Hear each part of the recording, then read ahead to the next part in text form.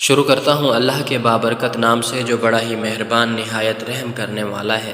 السلام علیکم ناظرین، حضرت جابر بن عبداللہ رضی اللہ تعالیٰ عنہما کا شمار جلیل القدر صحابہ میں ہوتا ہے۔ غزوہ احد میں ان کے والد 9 بیٹیاں چھوڑ کر شہید ہو گئے، جن کا حضرت جابر رضی اللہ عنہ کے سوا کوئی کفیل نہیں تھا۔ حضرت عبداللہ رضی اللہ عنہ کے ذمہ بہت سا قرض بھی تھا جو اب ان کے نوجوان بیٹے جابر کو ادا کرنا تھا۔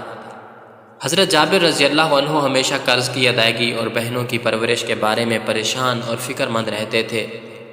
قرض خواہان نے صبح و شام کے مطالبوں سے ناک میں دم کر رکھا تھا۔ مسلمان نبی کریم صلی اللہ علیہ وآلہ وسلم کی معیت میں غزوہ ذات الرقاع کے لیے روانہ ہوئے۔ حضرت جابر رضی اللہ عنہ بھی ان کے ہمراہ تھے۔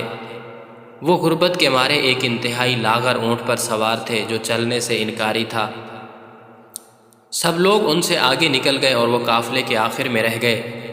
رسول اللہ صلی اللہ علیہ وآلہ وسلم کا دستور تھا کہ آپ قافلے کے پیچھے پیچھے آیا کرتے تھے۔ آپ کو حضرت جابر رضی اللہ تعالیٰ عنہ کا رینگتا اونٹ نظر آیا تو ان کے قریب گئے اور دریافت فرمایا، جابر کیا بات ہے؟ اللہ کے رسول، میرا اونٹ پیچھے رہ گیا ہے۔ حضرت جابر رضی اللہ عنہ نے قدر افسوس سے جواب دیا۔ نبی کریم صلی اللہ علیہ وآلہ وسلم نے فرمایا، اچھا ذرا اسے بٹھا دو۔ انہوں نے اونٹ بٹھا دیا۔ نبی کریم صلی اللہ علیہ وآلہ وسلم نے بھی اپنی اونٹنی اس کے قریب بٹھا دی۔ آپ نے جابر رضی اللہ عنہ سے مخاطب ہو کر کہا، ذرا اپنی لاٹھی دینا۔ انہوں نے لاٹھی پکڑا دی۔ آپ نے لاٹھی سے اونٹ کو چند ہلکی ضربیں لگائیں۔ اونٹ جو بھی تھوڑی دیر پہلے چلنے سے عاری تھا اچھل کر کھڑا ہوا اور بھاگنے لگا۔ اس کے انگ انگ میں چستی کی لہر دوڑ گئی۔ حضرت جابر رضی اللہ عنہ بھاگ کر اس کی گردن سے لٹکے اور سوار ہو گئے۔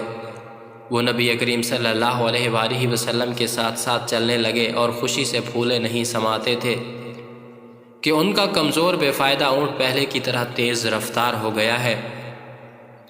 رسول اللہ صلی اللہ علیہ وآلہ وسلم حضرت جابر رضی اللہ تعالی عنہ کی طرف متوجہ ہوئے اور چاہا کہ کوئی بات چھیڑیں۔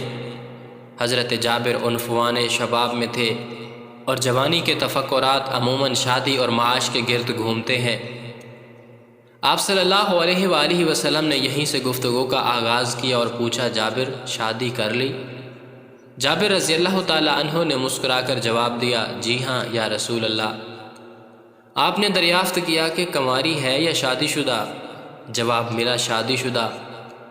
نبی کریم صلی اللہ تعالیٰ علیہ وآلہ وسلم کو تعجب ہوا کہ نوجوان کنوارا آدمی پہلی شادی کے لیے عام طور پر کنواری عورت ہی چاہتا ہے۔ آپ نے ملائمت سے کہا، بھلا کنواری عورت سے شادی کرتے جو تم سے کھیلتی اور تم اس سے ہنسی مذاق کرتے؟ حضرت جابر رضی اللہ تعالیٰ عنہ نے وجہ بیان کرتے ہوئے کہا کہ اے اللہ کے رسول صلی اللہ علیہ وآلہ وسلم، آپ تو جانتے ہیں کہ میرے والد غزوہ احد میں 9 بیٹیاں چھوڑ کر شہید ہو گئے ہیں جن کا میرے سوا کوئی کفیل نہیں۔ مجھے یہ بات اچھی نہیں لگی کہ انہی کی ہم عمر کسی نوجوان لڑکی سے شادی کر لوں اور وہ سارا دن آپس میں لڑتی جھگڑتی رہا کریں۔ اس لیے میں نے بڑی عمر کی عورت سے شادی کی ہے جو ماں کی طرح میری بہنوں کو سنبھالے گی، ان کی کنگھی پٹی کرے گی اور انہیں صاف ستھرا رکھے گی۔ نبی کریم صلی اللہ تعالیٰ علیہ وآلہ وسلم نے دیکھا کہ ان کے روبرو ایک ایسا نوجوان کھڑا ہے جس نے صرف اپنی بہنوں کی خاطر جوانی کے پرکیف جذبات کی قربانی دے دی۔ آپ نے حضرت جابر رضی اللہ تعالیٰ عنہ سے دل لگی کرتے ہوئے کہا، شاید ہم مدینہ کے قریب پہنچ کر سرار میں پڑاؤ کریں اور تمہاری بیوی کو ہماری آمد کی خبر ہو اور وہ تمہارے لیے تکیے سجا کر رکھے۔ حضرت جابر رضی اللہ تعالیٰ عنہ کو اپنی اور اپنی بہنوں کی ناداری یاد آئی۔ انہوں نے فوراً کہا، تکیے؟ اے اللہ کے رسول، واللہ ہمارے پاس تو کوئی تکیے نہیں۔ آپ صلی اللہ علیہ وآلہ وسلم نے جواب دیا، انشاءاللہ تم لوگوں کے پاس تکیے ہوں گے۔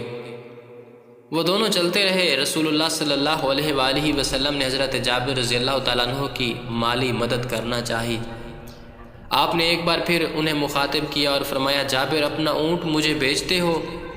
حضرت جابر رضی اللہ تعالیٰ عنہ سوچ میں پڑ گئے کہ یہ اونٹ ان کا کل سرمایہ ہے۔ پہلے تو یہ لاغر تھا لیکن اب قوی اور مضبوط ہو چکا ہے۔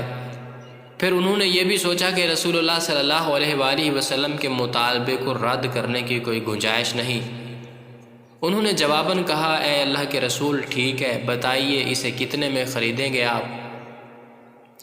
رسول اللہ صلی اللہ علیہ وآلہ وسلم نے جواب دیا کہ 1 درہم میں۔ حضرت جابر رضی اللہ عنہ نے حیران ہو کر پوچھا صرف 1 درہم یا رسول اللہ صلی اللہ علیہ وآلہ وسلم، آپ صلی اللہ علیہ وآلہ وسلم مجھے گھاٹے میں ڈالنا چاہتے ہیں؟ رسول اللہ صلی اللہ علیہ وآلہ وسلم نے بولی بڑھائی، چلو 2 درہم۔ نہیں اللہ کے رسول، یوں میں خسارے میں رہوں گا۔ رسول اللہ صلی اللہ علیہ وآلہ وسلم قیمت بڑھاتے رہے حتیٰ کہ بعد 40 درہم تک جا پہنچی۔ حضرت جابر رضی اللہ عنہ نے مطمئن ہو کر کہا اب ٹھیک ہے، لیکن ایک شرط ہے کہ میں مدینے پہنچنے تک اونٹ پر سوار رہوں گا۔ رسول اللہ صلی اللہ علیہ وآلہ وسلم نے اس بات میں جواب دیا۔ مسلمانوں کا قافلہ مدینہ پہنچا تو جابر رضی اللہ عنہ اپنے گھر گئے اور اونٹ سے سامان اتارنے کے بعد نبی کریم صلی اللہ علیہ وآلہ وسلم کی اقتداء میں نماز پڑھنے مسجد گئے اور اونٹ مسجد کے قریب ہی باندھ دیا۔ نبی کریم صلی اللہ علیہ وآلہ وسلم نماز کے بعد باہر تشریف لائے تو حضرت جابر رضی اللہ عنہ نے کہا اے اللہ کے رسول یہ رہا آپ کا اونٹ۔ آپ صلی اللہ علیہ وآلہ وسلم نے حضرت بلال رضی اللہ عنہ کو حکم دیا جابر کو 40 درہم سے کچھ اوپر دے دو۔ حضرت بلال رضی اللہ تعالی عنہ نے حکم کی تعمیل کی اور 40 درہم سے کچھ اوپر رقم حضرت جابر کے حوالے کر دی۔ حضرت جابر رضی اللہ تعالیٰ عنہ نے رقم لی اور یہ سوچتے ہوئے واپس ہوئے کہ اب ان پیسوں کا مصرف کیا ہو، نیا اونٹ خریدا جائے یا گھر کا سامان لیا جائے۔ ادھر رسول اللہ صلی اللہ علیہ وآلہ وسلم نے حضرت بلال رضی اللہ تعالیٰ عنہ سے کہا کہ یہ اونٹ پکڑو اور جابر رضی اللہ عنہ کو دے آؤ۔ بلال رضی اللہ تعالیٰ عنہ نے اونٹ کی باگ تھامی اور حضرت جابر رضی اللہ تعالیٰ عنہ کی طرف چل پڑے۔ حضرت جابر رضی اللہ تعالیٰ عنہ نے حضرت بلال رضی اللہ تعالیٰ عنہ کو اونٹ کے ساتھ آتے دیکھا تو حیران ہوئے کہ کیا سودا ختم کر دیا گیا ہے۔ حضرت بلال رضی اللہ تعالیٰ عنہ نے آتے ہی جابر رضی اللہ تعالیٰ عنہ سے کہا کہ اونٹ لے لیجئے۔ حضرت جابر رضی اللہ تعالیٰ عنہ نے حیرت سے پوچھا کیا ہوا؟ حضرت بلال رضی اللہ تعالیٰ عنہ نے جواب دیا رسول اللہ صلی اللہ علیہ وآلہ وسلم نے مجھے حکم دیا ہے کہ اونٹ آپ کو دے آؤں اور اس کی قیمت بھی آپ اپنے پاس رکھیے۔ یہ سن کر حضرت جابر رضی اللہ تعالیٰ عنہ رسول اللہ صلی اللہ علیہ وسلم کی خدمت میں حاضر ہوئے اور پوچھا کہ یا رسول اللہ کیا مسئلہ ہے؟ آپ کو اونٹ کی ضرورت نہیں۔ رسول اللہ صلی اللہ علیہ وسلم نے مسکراتے ہوئے جواب دیا تم کیا سمجھتے ہو میں نے تم سے بھاؤ تاؤ اس لیے کیا تھا کہ تمہارا اونٹ حاصل کر لوں۔ ہر ایک سے اس کے مناسب حال گفتگو کرنا سنت نبوی ہے۔ ناظرین گرامی صدقہ و خیرات اس طرح کریں کہ لینے والوں کو شرمندگی محسوس نہ ہو۔